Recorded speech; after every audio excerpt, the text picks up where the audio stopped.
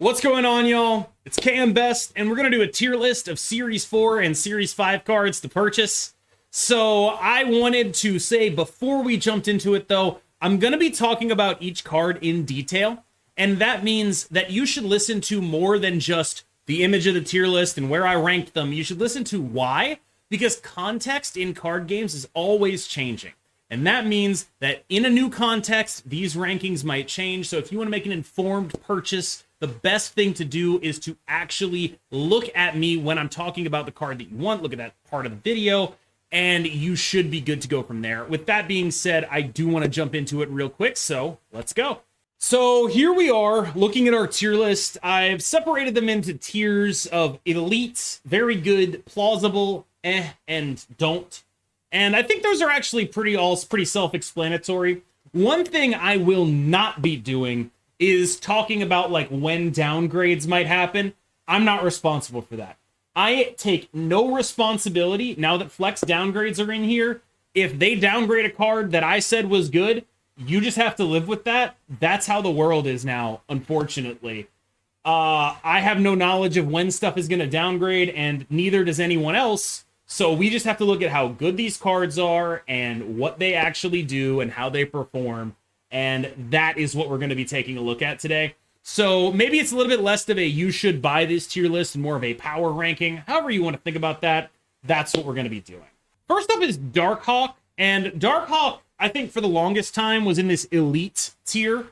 But I'm thinking right now, and obviously, subject to change, I'm thinking I'm going to start with Darkhawk in very good. And I'll tell you why.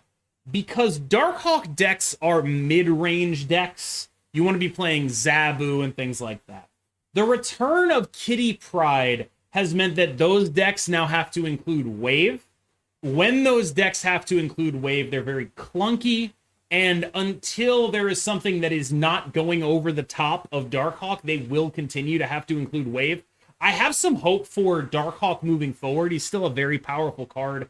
But right now, the fact that he has to include either Wave or like Storm and Spider-Man as a way to not auto-lose to Kitty, I think is worrying, especially when you think about the better Storm and Spider-Man shell likely being high evolutionary, and the better Wave shell could be any number of things. So, everyone's probably going to get mad at this, but I think it is undeniably true. Galactus is an elite card. People say things like, oh, well, he's so easy to counter, or whatever. Like, fair enough. That's an elite card. It is a defining card of this metagame. It has a, 10% play rate at, rank 70 to 100. And I gotta imagine most of that's pre-100.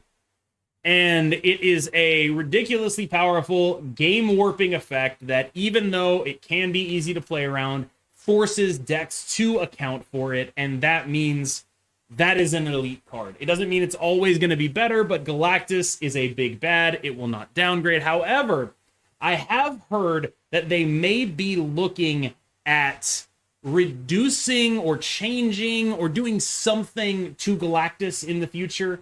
I have no details on that, obviously, but I believe there was an answer by Glenn Jones of Second Dinner in one of their Discord forums or maybe on Twitter, where he alluded to the potential for a Galactus change because his play rate was still exceeding what they thought was healthy for a card like that. So do keep that in mind before purchasing. Next up is Howard the Duck. I am going to put Howard the Duck in the don't tier. I don't necessarily think he's bad enough to deserve this. But at 6,000 tokens, he is absolutely something you should not purchase. There are specific situations where Howard will have utility. If you are playing an Iron Lad Jubilee deck, knowing which one you can play is actually going to be pretty useful.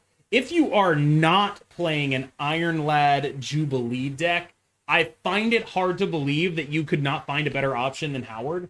And I think even in the context of Iron Lad, you're going to remember the times when he informs your play, but what if the play you were already going to do was going to win, right? And more than that, what about all the times when your Iron Lad hits the Howard, or when Iceman could have won the game, or when Korg could have bricked a draw? I generally think this card is a trap, and I would advise against purchasing it at 6,000 tokens. I think I would advise against purchasing it at 3,000 tokens. It has done very little and needs very specific situations to work.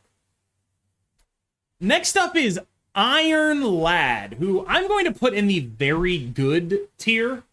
I think before High Evolutionary came out, Iron Lad was just kind of a great option for everything, but now High Evolutionary has challenged him as sort of the mid-range king, I think.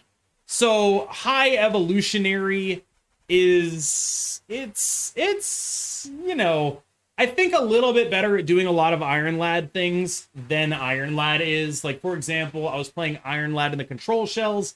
I'm now playing High Evolutionary there. I think that's worth talking about and worth considering. High Evolutionary has sort of pushed Iron Lad down to this tier.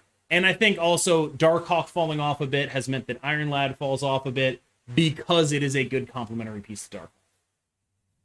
Next up is Jeff, the baby land shark. And I have done not necessarily a total 180, but I have shifted on this card. Jeff is an elite card. Jeff is extremely powerful. You will use him a ton. And I used to think, you know, Iron Lad was better. High Evolutionary has become the mid-range deck du jour, and there's not a lot of room for Iron Lad in it, but boy, is there a ton of room for Jeff. And Jeff is just in everything. He goes in every deck. He's the best 2-cost card in the game. You are going to play him more than any other card. Just getting Jeff will upgrade your account on like a quality of life basis. And not that I used to think Jeff was mid, but I used to think Jeff and Lad were equivalent. But now that Lad has been taken down a peg for the reasons that we discussed, I think Jeff stands alone in terms of recent card releases as a truly, truly elite option, pending high Evo, of course. Next up is Kang. Okay, so here's the thing about Kang. On power, Kang is don't, right? Kang is not a good card. You are not going to play him a lot, but he is a big bad, so I'm going to put him in eh. Is that a good, logical thing to do? I'm not sure. I think being a big bad, meaning that like you have him in your arsenal at some point in the future, he could be useful. He's going to go in eh because of that. I do think he's like, you know, maybe a little bit better than Howard, but like I don't really see a hugely meaningful difference there. So I'm gonna put him in the eh tier. He is a big bad, and I get it, but you have better purchases to make for the most part than buying Kang. Kitty Pryde is elite as, oh my god, like I was about to use a swear word on my YouTube channel. Kitty Pryde is so good. I think in a vacuum, she is the strongest card in Marvel Snap, but metagames do not exist in a vacuum. Because of Kitty Pryde, we are very heavy on Spider-Man decks right now. We are very heavy on Wave decks right now, and she is the reason for that. Like, we have to stop people being able to play cards because the Kitty turn 6 point slam is too strong. This is just how it is. Like, that is a card that is, to my mind, like level 0 of the metagame. This is the card everything else is predicated on. This is why the stuff that's good, is because the Kitty Pryde Hitmonkey deck is that damn strong. Now, I don't want you to hear this and then come away and be like, oh, I should buy Kitty Pryde. I just said we are very heavy in a metagame where everything is focused on not necessarily beating it, but the decks that are good do. By accident. Wave decks, Spider-Man Storm decks. These are decks that beat Kitty Pryde. You are not going to get a lot of free wins. The Galactus is running around. Again, a lot of decks that beat Kitty Pryde. But I do have her in this elite tier because she is just so powerful when unchecked. It just so happens that the current meta is going out of its way to check her. Next up is Knull. And I do think Knull is required to play Galactus. And I have actually been enjoying playing just like Knull destroy decks. They're kind of mid, but they exist. So that's a plus for Knull. I think I'm going to put him in plausible. He's close to very good because again, he is required. If you want to play Galactus, you do need this card, but I'm not sure that's enough to boost him up on his own because he's very one note. Like you look at the cards in the very good tier, they go in a lot of different decks, and Knull does not. He goes in like 2 decks at most, and that's fine. That's fine. He's a good card. He's good enough. That's fine. Master M.O.D.O.K is going in the tier. He's definitely not a bad card, just not necessarily one you should purchase, given the token income of the average free-to-play player is like somewhere between 4,000 and 6,000 tokens. When you buy a Series 4 card, you are effectively choosing them over a Series 5 card for an extended period of time. So generally, I'm pretty down on buying Series 4 cards unless they are ridiculous. So that is sort of where I'm at with Master M.O.D.O.K. He kind of also, like Knull, only does one thing. I think the thing that Knull does is generally a little bit better. Master M.O.D.O.K goes with Ronan the Accuser. Very powerful when it works, very mid when it doesn't. And that's like the kind of card you're excited to open rather than the kind of card you want to spend tokens on. M.O.D.O.K is going in plausible. I think in previous years, in previous tier lists, I should say, not previous years, but I think M.O.D.O.K would have been in very good, but I have a relatively low opinion of the discard archetype right now because it is a mid-range point slam deck that has no answer to Kitty Pryde, which means unless you are putting more points on the board than them, Kitty Pryde and Hitmonkey are going to ruin your day. Now, you do have a Storm. I don't know if that's enough, but the fact that your turn 5 is spoken for by M.O.D.O.K and your turn 6 is usually very predictable makes this an awkward deck to play right now. If this deck starts improving, I think M.O.D.O.K could very easily rise up this tier list. He is a required card for the discard deck. If you want to play discard, you get M.O.D.O.K. He's great. Sincerely, he's a great card in the deck. Okay. So next up is Negasonic Teenage Warhead, and she's going in the don't tier despite her recent buff to 3/5. I don't really get that buff. Like, okay, this card blows up and you're raising its power. And I get it, that's to like give her more utility when you're like point slamming with Sarah stuff on the final turn of the game. I get it, but that's not her problem. It's just not her problem.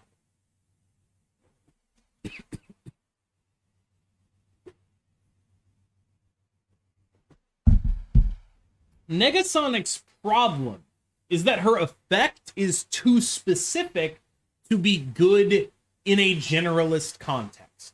You need a specific reason to play her, and it's never been a situation where that specific reason, which would be like, you want to blow something up while also developing your board, and they have a Cosmo there.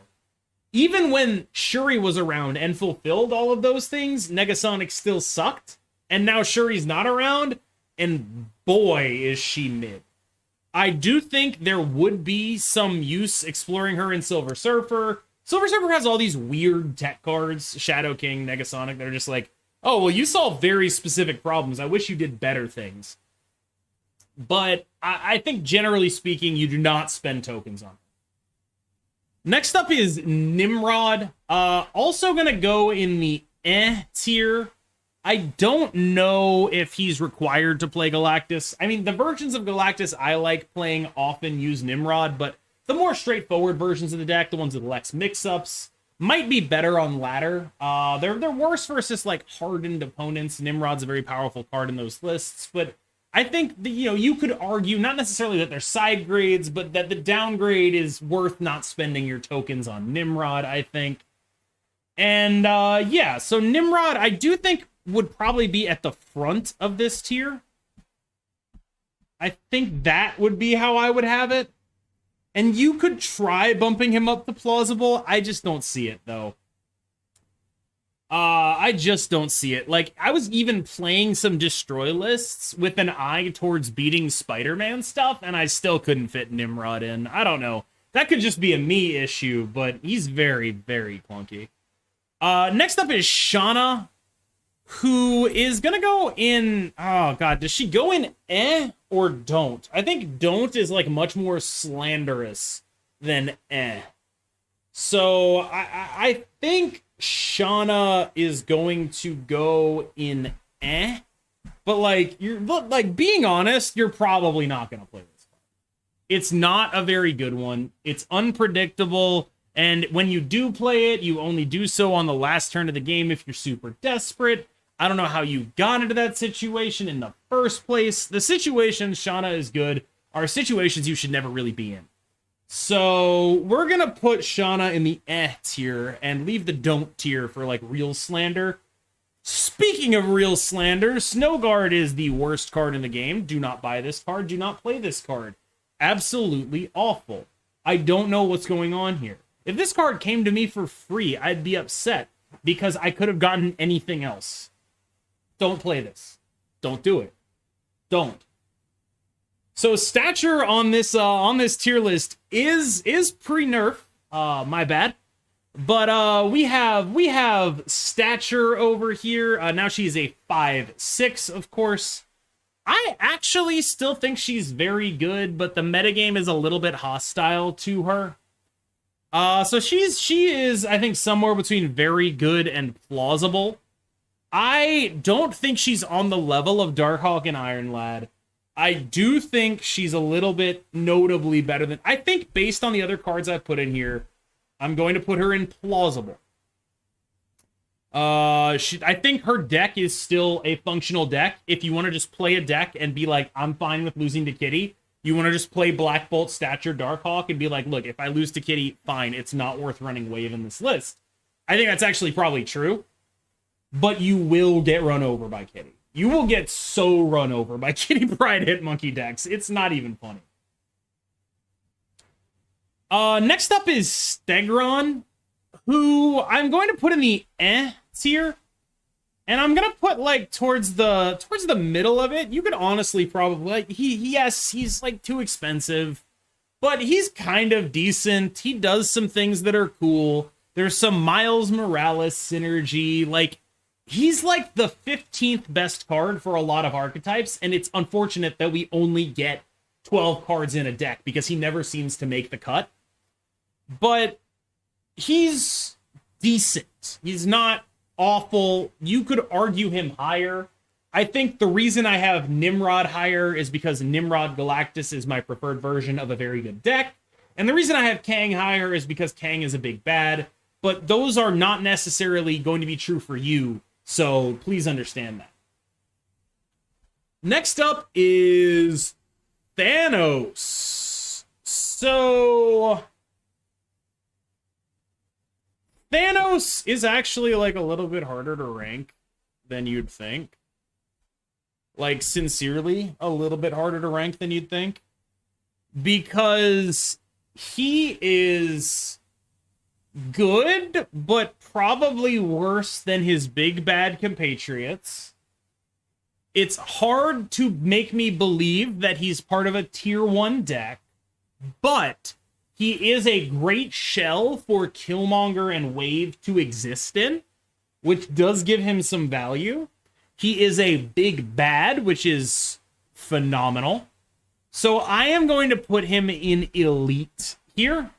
I do think Thanos remains an elite card, but we are at the nadir of Thanos. This is as bad as he's been. Like, I want to be clear about that. Right now, Thanos is as bad as he's been. And because he's so unique and weird, that can obviously change.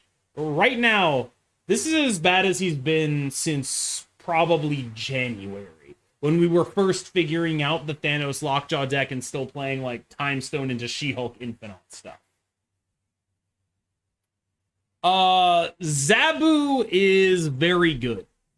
Zabu is the definition of a very good card. It doesn't go in every archetype, but in the archetypes it goes in, it is a huge enabler. And for the most part, I believe Zabu decks are better than M.O.D.O.K decks. So Zabu, there are more Zabu decks, and the decks are better. So he's going in the tier above M.O.D.O.K. Note that like this is why Stature is a little bit low, because like, okay, are you gonna buy Stature or are you gonna buy Zabu, Darkhawk, and Iron Lad to run with your Stature, right? Like that's the context in which Stature can be good. So when you think about it, like all three of these cards kind of go in the deck that Stature goes in, which says something, I think. So I think Zabu just generally is still one of the strongest cards in the game. I actually noticed when Second Dinner's Qianding, the data scientist at Second Dinner, I hope I pronounced that correctly, posted his lists of high evolutionary. He claimed he was using an old build, but I did notice that Zabu was a 2-1. So maybe a potential Zabu nerf in the future, or he was telling the truth and he was using an old version of the dev build. I don't really know, but keep your eye out for that. So next up is high evolutionary. And this is like a little bit of a shocking thing, I think. I think high evolutionary goes here. And I haven't really fully ordered the elite tier yet, but I honest to God think high evolutionary might just be the best card in the game. The high evolutionary Spider-Man deck, I do think, is the best deck in the game.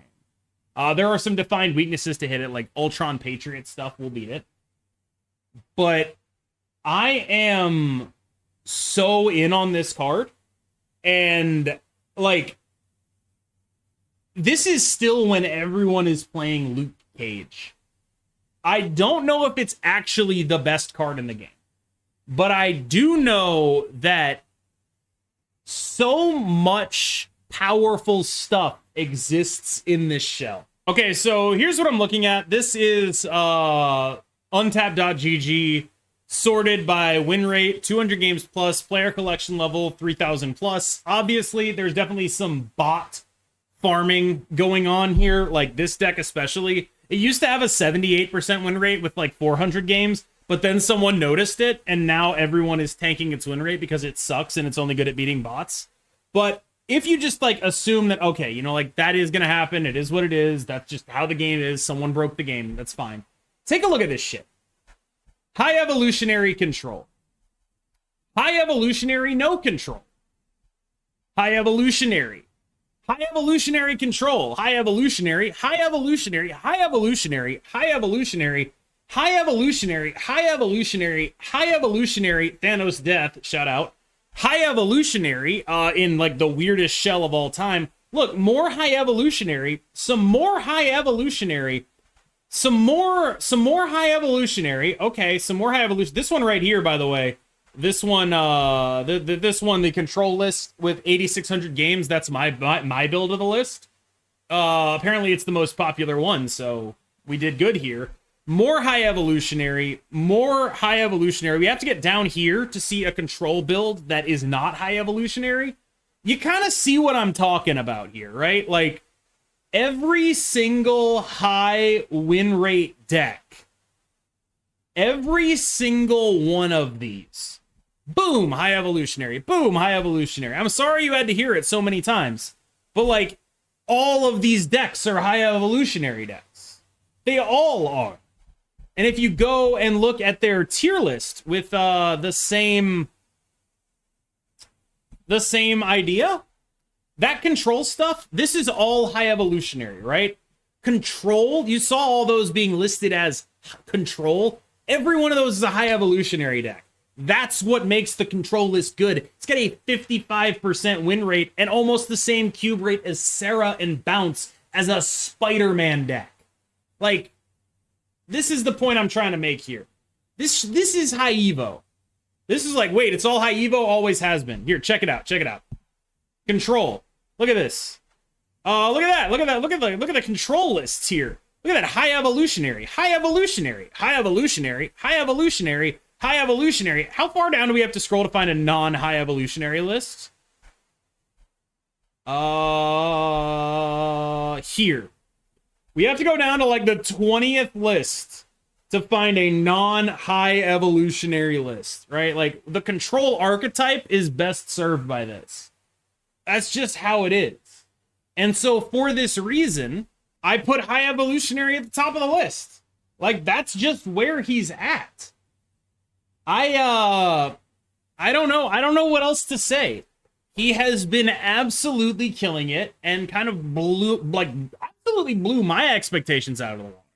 And I think it's blown a lot of people's expectations out of the water. He's an extremely powerful card. The control archetype has never been this good before. It has never, ever been this good. And even if the control archetype falls off, there's just a ton of interesting stuff to do with him. I don't know if he's always going to be this good. I have no idea. Right now, a lot of him being good is tied to that control archetype. But man, is that good! It's really damn good. So I think that you should very strongly consider High Evolutionary here. It is a remarkably powerful card.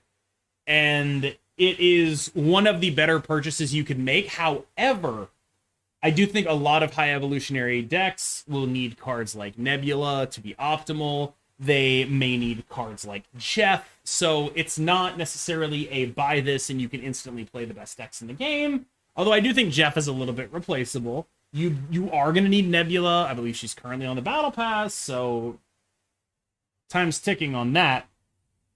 So next up is the Living Tribunal, who is going to go at the bottom of... who am I kidding?